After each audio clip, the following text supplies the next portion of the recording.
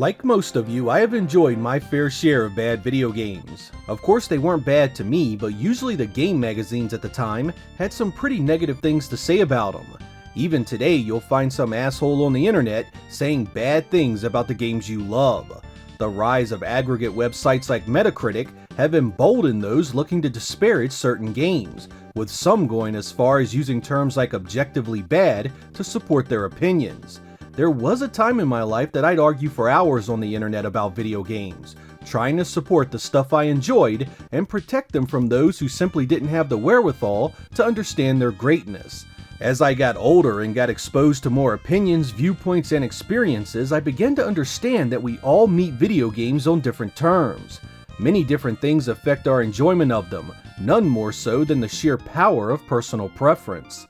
Some have a low opinion of a certain game simply because they dislike the genre it's in, or the always ambiguous how it looks and sounds.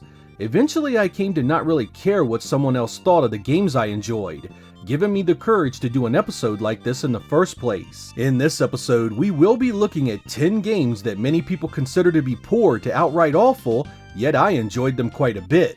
I hope you guys enjoy loving bad video games.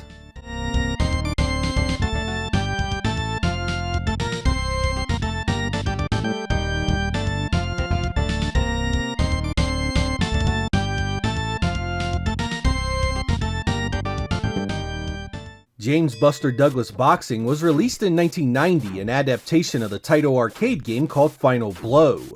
When it was first released, I really enjoyed the massive boxers and presentation.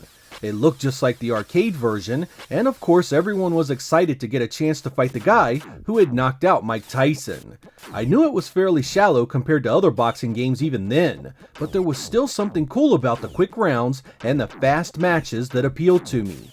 A well-placed punch could end the fight in seconds after it began, so there was no dilly-dallying here. You could fire it up, knock out a few guys for 5 or 10 minutes, and shut it off without a sweat. Of course, it didn't have the long-term playability it needed due to the tiny roster and limited gameplay, but I played the heck out of it for a few weeks. It came at a time when I needed a good fighter on the Genesis, and it scratched that itch just fine. It must have sold well because it appeared as a Sega Classic a few years later.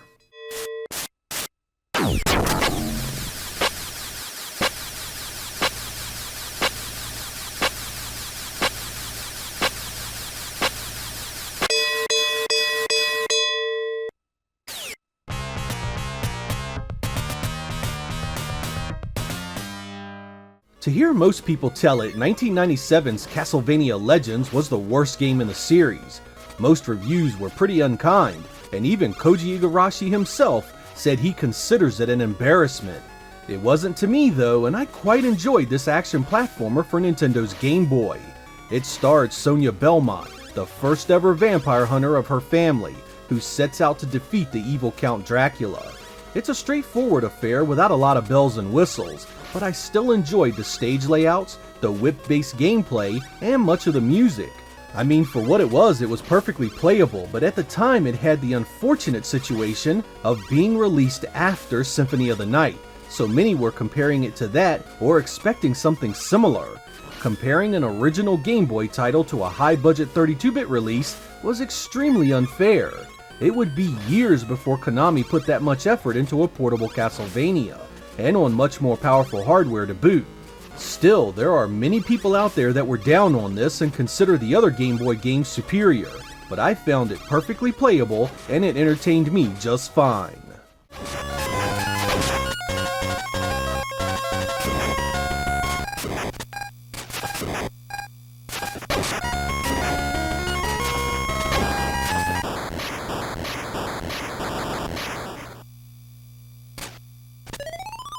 In late 1990, Sega picked up the license to port the arcade game Dynamite Duke to the Sega Genesis. It was a third-person on-rail shooter that was kinda similar to games like Operation Wolf, but you could see your on-screen character. You pretty much went in Rambo style, a one-man army set against countless enemy soldiers, vehicles, and boss battles. You also had an up-close melee attack should you need it. It was a simple game with average graphics, but I still really enjoyed the setup. The gameplay was fast and you had a dodge move that got you out of danger fairly easily. Gaming magazines really let this one have it in the reviews, but I found it much more than just some simple shooter with poor mechanics. Like Buster Douglas Boxing, it had that arcade quality because of the large sprites and the flashy presentation that elevated it well above the stuff you were used to seeing at home. Of course it was short and you could beat the entire thing in 20 minutes, but I still put some serious time into it. Arcade games still held some serious sway with me at that point, and Dynamite Duke filled that void quite nicely.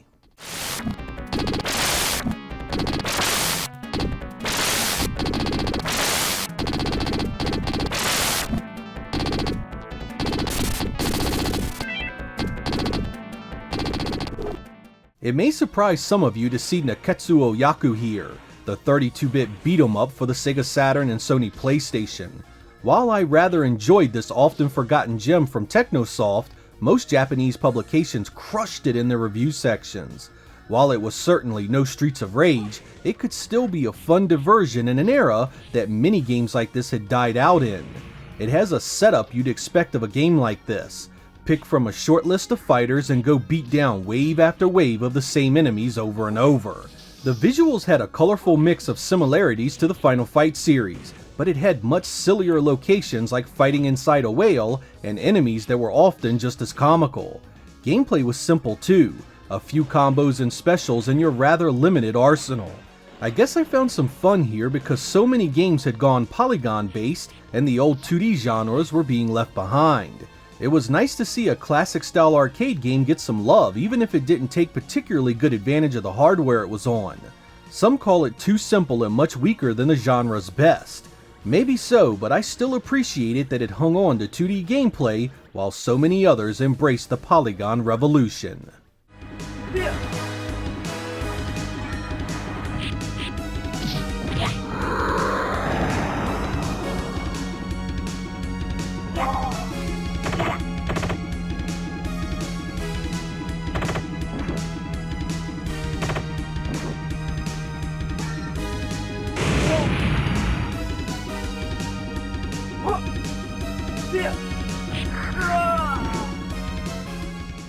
Within the stable of acclaimed developed movie licensed tie-ins, there are some bad games. Really bad. But I always had a soft spot for 1996's Space Jam. It's based on the movie where Michael Jordan is pulled into a cartoon world to help the likes of Bugs Bunny, Daffy Duck, and Porky Pig win a game against aliens who have stolen the talent of various NBA players. It was a fun but simple movie, so that's all I expected of the game. And simple it was. The game was clearly aimed at kids and those wanting a very simple game of basketball.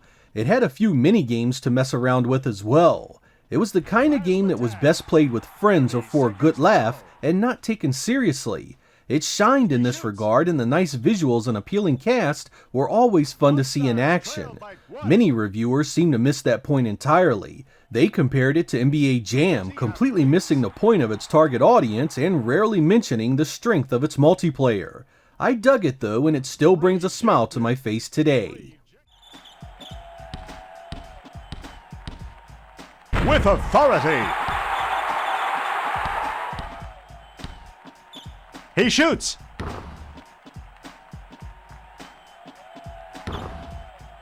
That hurts.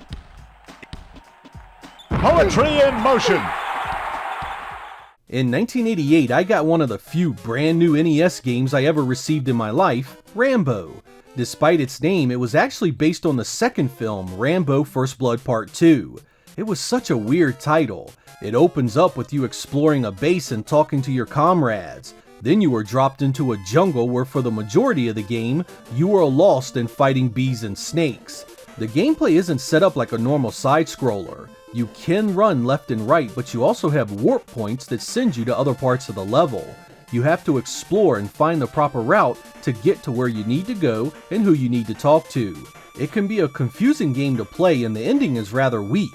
I was just happy to get a new NES game of my very own, and like a lot of kids, when you got a game you played it until you liked it. Or at least until something else came along to replace it. Is Rambo a great game? No, not at all. But I have some fond memories playing it on my black and white TV in my bedroom.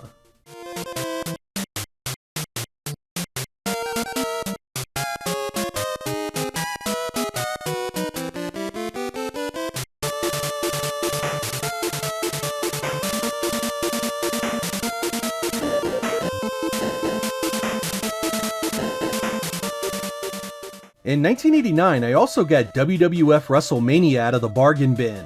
This wrestling game for the NES had been something I'd been wanting for months. I was a big wrestling fan back then, and the prospect of epic battles between Hulk Hogan and Andre the Giant were quite appealing.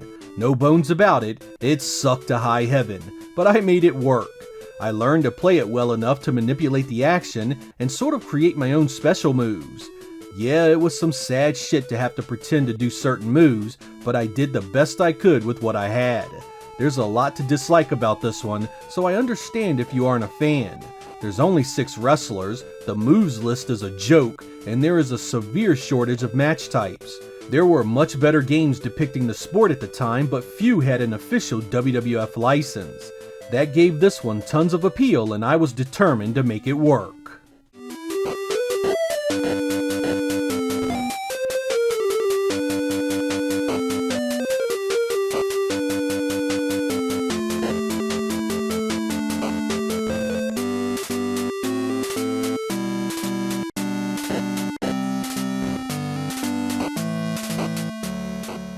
(1993's James Bond 007 The Duel was a Master System release that I wouldn't play until a while later. I often read about how it wasn't any good, but I actually had some fun with it.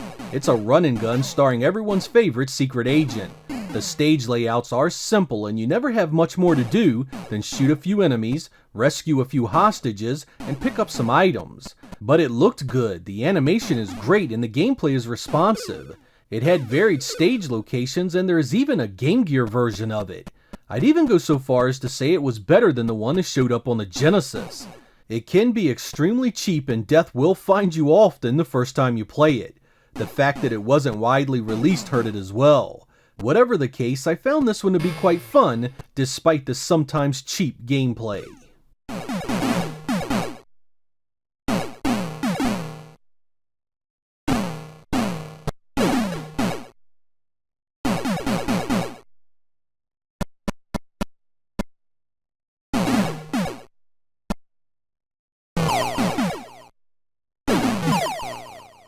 I'm a sucker for special effects, particularly of the pseudo 3D variety.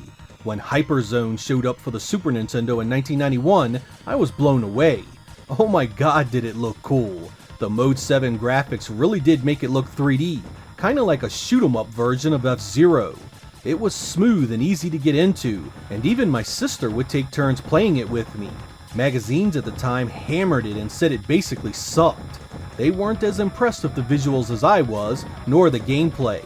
This one could be really hard, so I think it turned off many people. It was a case of style over substance, but I didn't care. The Super Nintendo was new at the time, and I just wanted to see stuff like this at home.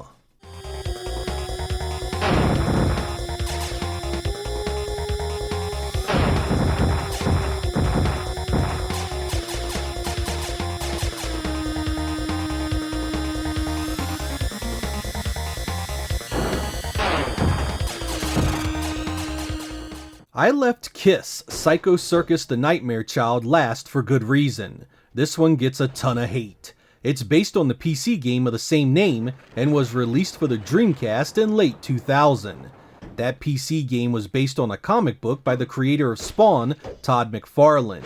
The Dreamcast version wasn't a technically good game at all. It was ugly, ran poorly at times, and just didn't use the system till its fullest potential. I didn't know what to do half the time either.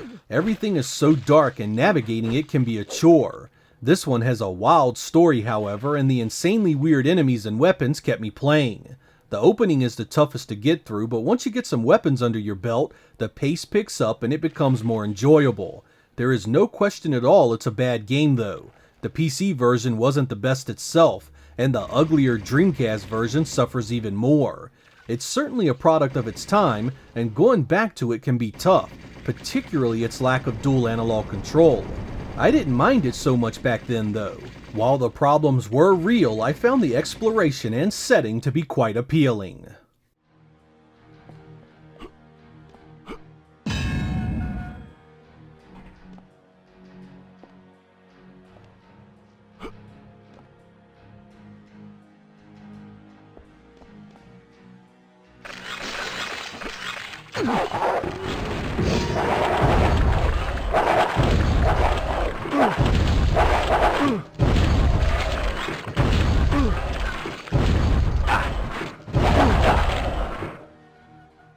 I wanted to do this episode for a couple of different reasons. One was to show you that I myself liked games that are often considered average, bad, or terrible by a great many people.